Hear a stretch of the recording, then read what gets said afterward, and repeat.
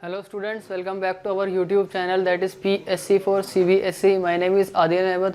Students, आज की इस वीडियो में हम पढ़ेंगे chapter number 11 work and energy. ठीक है, कार्य तथा ऊर्जा.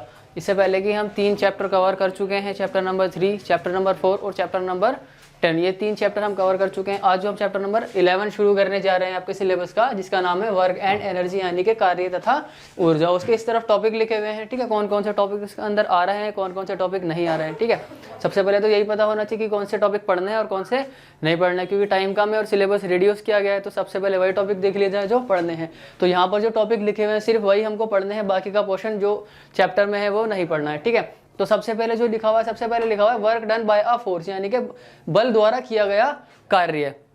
ये टॉपिक है, ये हमें पढ़ना है. वर्क क्या होता है, वर्क डन क्या होता है, ये भी हम जानेंगे इस चैप्टर में. ठीक, एनर्जी क्या होती है, एनर्जी के बारे में पता होना चाहिए.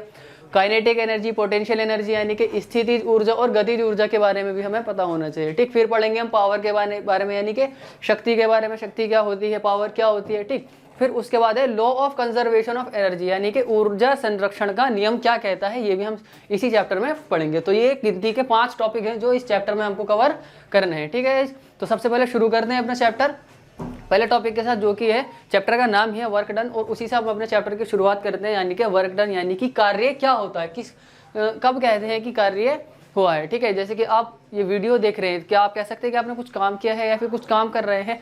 कब कहा जाता है कि किसी को कहा जाता है कि काम हुआ है, कब कहा जाता है कि काम हुआ है. ठीक है, तो जब भी किसी वस्तु पर फोर्स लगता है, ठीक है, जब भी किसी भी ऑब्जेक्ट पर फोर्स लगता है और वो कुछ डिस्प्लेस करती है, कुछ जगह डिस्प्लेस कर जाती है, कुछ दूर चली जाती है, तब हम कहते हैं कि कार्य हुआ है. ठीक है, whenever a force is applied on a body, जब भी किसी ऑब्जेक्ट पर, जब भी किसी भी बॉडी पर कोई फोर्स लगता है और बॉडी क्या हो जाती है, डिस्प्लेस हो जाती है, अपनी जगह से दूसरी जगह चली जाती है, तब हम कहते हैं कि क्या हुआ है, कार्य हुआ है, यानी कि वर्क डन हुआ है. Whenever a force is applied on a body and body displaces, then we say that work has done. जब भी किसी ऑब्जेक्ट पर कोई फोर्स लगता है और साथ ही साथ वो बॉडी डिस्प्लेस कर जाती है, एक जगह से दूसरी जगह चली जाती है, तब हम कहते हैं कि कार्य हुआ है. ठीक, जब किसी वस्तु पर बल लगता है और वह वस्तु विस्थापित हो जाती है, विस्थापित का मतलब है कुछ दूर चले जाना या फिर अपनी जगह को बदल देना, पहले कुछ और थी बाद में कुछ और हो गई, तो वही होता है विस्थापित का मतलब. तो जब वह वस्तु विस्थापित हो जाती है तब कहा जाता है कि कार्य हुआ है. ठीक है, जब किसी वस्तु पर बल लगता है और वस्तु विस्थापित हो जाती है तब कहा जाता है कि कार्य हुआ है. अब जो कार्य है यानी कि जो वर्क डन है उसको रिप्रेजेंट करते हैं हम W से. किससे रिप्रेजेंट करते हैं, W से हम उसको रिप्रेजेंट करते हैं, यानी कि W से हम कार्य को दर्शाते हैं फिजिक्स के अंदर. ठीक, और वर्क कैसी क्वांटिटी है, स्केलर क्वांटिटी, यानी कि अदिश राशि है, ये डायरेक्शन पर डिपेंड नहीं करती, ये डायरेक्शन पर डिपेंड नहीं करती. वर्क कैसी क्वांटिटी है, एक स्केलर क्वांटिटी है. और जो वर्क का जो ऐसा यूनिट है, ऐसा यूनिट होता है वर्क का जूल. क्या होता है, जूल, यानी कि जे से जिसको हम दिखाते हैं, ये होता है ऐसा यूनिट वर्क का. यानी कि अगर किसी से पूछा जाए कि कितना काम किया गया है तो वो बताएगा जूल के अंदर कि इतना काम हुआ है. जैसे कि जो चीज़ों को तोला जाता है, जो चीज़ों को मेजर किया जाता है, जो तोला जाता है, किस में तोला जाता है, किलो लीटर में, लीटर में. ठीक है, वैसे ही किलोग्राम में, ग्राम में, इन सब में मापा जाता है. तो किलोग्राम या किलो लीटर क्या है, ये यूनिट है उसकी. वैसे ही जो वर्क की यूनिट है वो क्या है, जूल है. ठीक, फिर उसके बाद आता है टाइप्स ऑफ वर्क, यानी कि वर्क कितने तरह के होते हैं, कार्य के प्रकार क्या क्या है, कितने तरह के कार्य होते हैं. तो सबसे पहले दिया हुआ है पॉजिटिव वर्क डन, यानी कि धनात्मक कार्य. ठीक, तो हमें ये तीन तरह के 3 टाइप दिए हुए हैं. सबसे पहला है पॉजिटिव वर्क डन, फिर उसके बाद है नेगेटिव वर्क डन, फिर दिया हुआ है जीरो वर्क डन. तीनों के बारे में हमें पता होना चाहिए, धनात्मक कार्य के बारे में, ऋणात्मक कार्य के बारे में, और शून्य कार्य कब होता है ये हमें पता होना चाहिए. ठीक, तो सबसे पहले पढ़ते हैं कि वर्क डन यानी कि पॉजिटिव वर्क डन कब कहा जाएगा. ठीक है, तो whenever a force is applied on a body and body displaces in the direction of force. क्या कह रहे हैं कि जब भी किसी बॉडी पर, जब भी किसी भी ऑब्जेक्ट पर कोई फोर्स लगाया जाए और वो ऑब्जेक्ट डिस्प्लेस कर जाए फोर्स की डायरेक्शन में, यानी कि जिस डायरेक्शन में फोर्स लगाया जा रहा है उसी डायरेक्शन में बॉडी डिस्प्लेस कर जाए, तब हम कहेंगे कि क्या हुआ है, पॉजिटिव वर्क डन हुआ है. ठीक है, जैसे कि मानिए ये एक बॉडी है,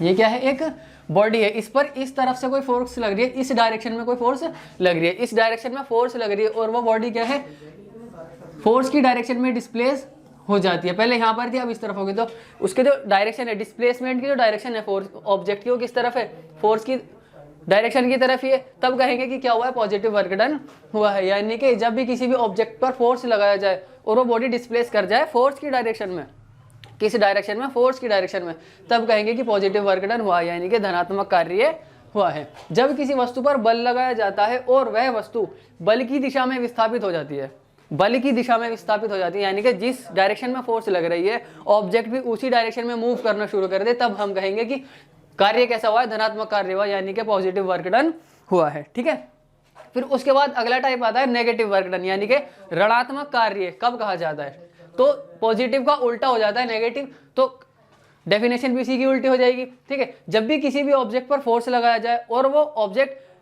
फोर्स के अपोजिट डायरेक्शन में डिस्प्लेस करे, तब हम क्या कहेंगे कि नेगेटिव वर्क डन हुआ, यानी कि ऋणात्मक कार्य हुआ है। Whenever a force is applied on a body, जब भी किसी बॉडी पर फोर्स लगाई जाती है and body displace in the opposite direction of force, और जो बॉडी डिस्प्लेस करती है वो फोर्स की अपोजिट डायरेक्शन में डिस्प्लेस करे, तब हम कहते हैं कि क्या हुआ है, नेगेटिव वर्क डन हुआ है, यानी कि ऋणात्मक कार्य हुआ है। ठीक, जब किसी वस्तु पर बल लगता है और वह वस्तु बल की विपरीत दिशा में, यानी कि बल की उल्टी दिशा में विस्थापित हो जाती है, तब कहा जाता है कि ऋणात्मक कार्य हुआ है, यानी कि नेगेटिव वर्क डन हुआ है। ठीक, फिर उसके बाद अगला आता है जीरो वर्क डन। क्या होता है जीरो वर्क डन, यानी कि शून्य कार्य किसे कहते हैं, शून्य कार्य कहते हैं जब किसी भी ऑब्जेक्ट पर फोर्स तो लगे लेकिन वो डिस्प्लेस ही ना करे, जरा सी भी अपनी जगह से हटे नहीं, तब उस केस में क्या कहेंगे कि जो वर्क डन हुआ है वो जीरो हुआ है, और यानी कि वर्क डन हुआ ही नहीं है, शून्य कार्य यानी कार्य हुआ ही नहीं है। ठीक है, कार्य कब कहते हैं, कार्य हम जब कहते हैं जब किसी वस्तु पर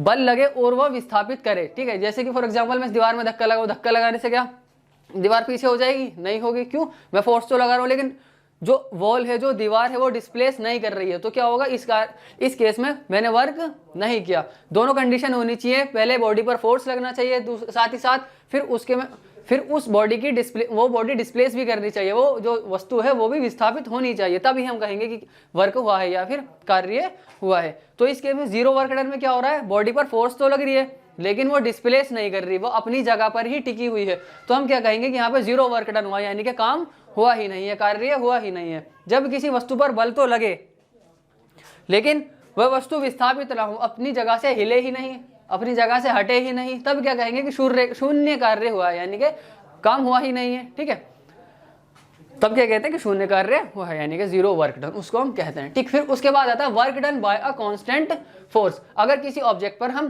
कांस्टेंट फोर्स लगाएं, यानी कि जो फोर्स का मैग्नीट्यूड है, जितनी फोर्स लगा रहे हैं वो ना तो घट रही है ना बढ़ रही है, बराबर फोर्स हम लगाए जा रहे हैं, तब उसमें कितना वर्क डन होगा ये हमको पता लगाना है। ठीक है, तो सबसे पहले मान लो कि कोई ऑब्जेक्ट है जिस पर हम फोर्स लगा रहे हैं, और उस ऑब्जेक्ट पर जो हम फोर्स लगा रहे हैं वो एफ फोर्स हम लगा रहे हैं। क्या फोर्स लगा रहे हैं, एफ फोर्स हमने उस ऑब्जेक्ट पर लगाई है। ठीक, और जब हमने उस ऑब्जेक्ट पर एफ फोर्स लगाई तो वो ऑब्जेक्ट डिस्प्लेस कर गई, और जो डिस्प्लेस करी है वो एस डिस्टेंस डिस्प्लेस करी है, यानी कि एस दूरी वो चली है, एफ हमने बल लगाया है और एस डिस्टेंस उसने ट्रेवल किया है या कवर किया है। ठीक, और इस केस में जो कार्य हुआ है, जो वर्क डन हुआ है वो डब्ल्यू हुआ है, मान लिया हमने कितना वर्क डन हुआ है, डब्ल्यू वर्क डन हुआ है। फॉर एग्जाम्पल कोई ऑब्जेक्ट है, उस पर फोर्स लगा एफ और उसने डिस्प्लेस किया एस, तो इसमें वर्क डन कितना हुआ, डब्ल्यू वर्क डन हुआ है। मान लीजिए किसी वस्तु पर नियत बल एफ लगता है, कितना लगता है, एफ उस पर बल लगता है, और वस्तु बल की दिशा में एस विस्थापित हो जाती है, यानी कि एस दूर चली जाती है, और जो कार्य हुआ है वो कितना हुआ है, डब्ल्यू कार्य हुआ है। तो इससे जो हमारा फॉर्मूला निकल के आता है वो आता है work done is equal to F into में एस। जो कार्य होता है, जो वर्क डन होता है, वो प्रोडक्ट होता है किसका, magnitude of force and displacement का, यानी कि अगर किसी ऑब्जेक्ट पर कितना फोर्स लगा है और वो कितनी दूरी तय करी है, अगर उन दोनों का मल्टीप्लाई कर दिया जाए तो हमारे पास क्या निकल जाएगा, वर्क डन निकल जाएगा। फॉर एग्जाम्पल मेरे हाथ में मार्कर है, मैंने मार्कर पर 5 न्यूटन फोर्स लगाई, कितनी फोर्स लगाई है, मैंने मार्कर पर 5 न्यूटन फोर्स लगाई है, और ये 10 मीटर जो है डिस्टेंस इसने कवर किया, यानी कि 10 मीटर ये मूव हुई है, कितना हुई है, 10 मीटर मूव हुई है। तो अब मैं बता सकता हूं कि इस पर कितना वर्क डन हुआ है, तब मैं 5 की 10 से मल्टीप्लाई कर दूंगा और 50 मेरा आंसर आ जाएगा। अब ये क्या आ गया, ये W आ गया, W की यूनिट क्या होती है, जूल होती है, तो यानी कि मैंने कितना काम किया, 50 जूल मैंने काम किया है। अगर आपको कार्य निकालना है तो आप किसी भी ऑब्जेक्ट पर जिस पर आप फोर्स लगा रहे हैं उस फोर्स का मैग्नीट्यूड यानी कि कितना फोर्स लगाया जा रहा है वो पता होना चाहिए। साथ ही साथ में जब आप उस ऑब्जेक्ट पर फोर्स लगा रहे हैं तो उसने कितना डिस्प्लेसमेंट जो ट्रेवल कितना डिस्प्लेसमेंट उसने किया है वो भी हमें पता होना चाहिए। उन दोनों के मैग्नीट्यूड का अगर हम मल्टीप्लाई कर देंगे तो हमें क्या मिल जाएगा, फोर्स हमको वर्क डन हमको मिल जाएगा, W हमें मिल जाएगा। तो वर्क डन क्या होता है, वर्क डन होता है प्रोडक्ट किसका, magnitude of force and displacement. हम इसको इस तरीके से भी लिख सकते हैं, work done is the product of the magnitude of force and the displacement. ठीक है, फिर उसके बाद एक क्वेश्चन है, क्वेश्चन आता है एग्जाम में मोस्टली, जो कि define 1 joule of work done. ठीक है, 1 जूल कार्य को परिभाषित कीजिए। जूल आपको पता लग गया, जूल क्या होता है, जूल वर्क डन की यूनिट है, कार्य की यूनिट है। ठीक है, तो 1 जूल कार्य को परिभाषित कीजिए या फिर बताइए कि 1 जूल कार्य कब हो सकता है। 1 जूल कार्य कब होगा, जब किसी ऑब्जेक्ट पर 1 न्यूटन की फोर्स लगे। कितनी, 1 न्यूटन की तो फोर्स लगे, यानी कि फोर्स कितनी है, 1 न्यूटन है, और वो डिस्प्लेसमेंट भी कितना कर जाए, वो डिस्प्लेसमेंट भी कितना कर जाए, 1 मीटर डिस्प्लेसमेंट कर जाए। तब हम कहेंगे कि उसने जो कार्य किया है वो कितना किया है, 1 जूल कार्य किया है। कितना कार्य किया है, 1 जूल कार्य किया है। करके देख लो, हमें वर्क डन निकालना है 1 जूल, तो फोर्स फॉर्मूला क्या था, फोर्स इंटू में डिस्प्लेसमेंट। ठीक है, वर्क डन हमें निकालना ही है, तो फोर्स कितना लगा है ऑब्जेक्ट पर, 1 न्यूटन, और डिस्प्लेसमेंट उसने कितना किया है, 1 मीटर उसने डिस्प्लेसमेंट किया है। तो 1 इंटू 1 कितना हो जाएगा, 1 1 1 जा 1, तो 1 जूल कितना आ गया, कार्य आ गया। ठीक है, तो 1 जूल कार्य क्या होता है, 1 जूल कार्य वो अमाउंट है वर्क डन की on an object when a force of 1 newton displaces it by 1 metre along the direction of along the line of the action of the force. ठीक है, यानी कि ये कह रहे हैं कि कोई ऑब्जेक्ट है, उस पर 1 न्यूटन की फोर्स लगे और वो फोर्स की ही डायरेक्शन में 1 मीटर डिस्प्लेसमेंट कर जाती है, तब हम कहते हैं कि उस ऑब्जेक्ट ने 1 जूल का कार्य किया है।